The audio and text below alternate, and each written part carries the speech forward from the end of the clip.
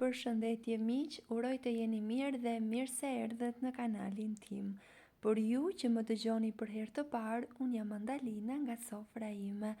Sot po ndaj me ju një vazon e radhës, të cilën e përgatis për familjen time. Në shtëpinë tonë nuk mungojnë asnjëherë vazo të tilla me mjalt.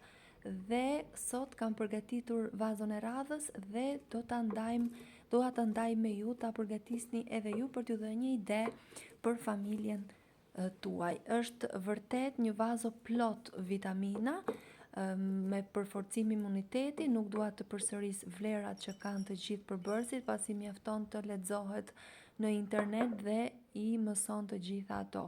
Atëherë, unë kam përdorur arra, të cilat i kam coptuar dhe i kam vendosur në vazo. Po kështu edhe bajame. Do shikoni që përbërësit e kësaj recete nuk janë me gram, sepse gjysma e vazos do mbushet me përbërësit që janë fruta të thata dhe fara të ndryshme, dhe gjysma tjetër me mjalt.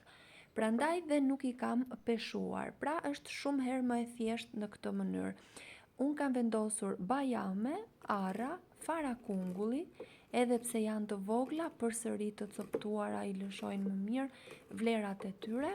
Kështu i kam coptuar edhe farat e kungullit në të njëjtën mënyrë dhe do t'i vendosim gjithashtu në vazo.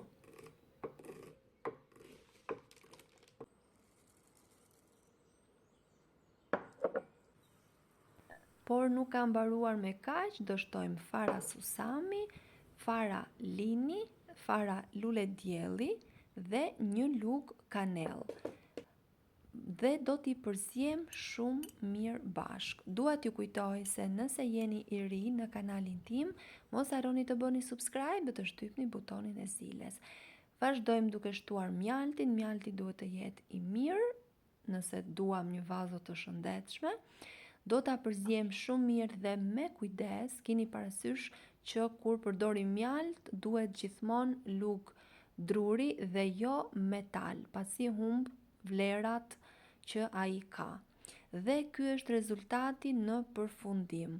E mbyllim dhe e mira është ta lëm 40 ditë të pushoj dhe të lëshoj vlerat çdo përbërës, por edhe me njëherë mund ta konsumoni. Si ju duket si recet, ju sugjeroj ta provoni. Nëse e provoni, shëndet ju bëft. Mos harroni të lini përshtypjen tuaj në koment. Gjithashtu dhe se nga cili vend jeni duke parë recetat e mia. Faleminderit që më ndiqni.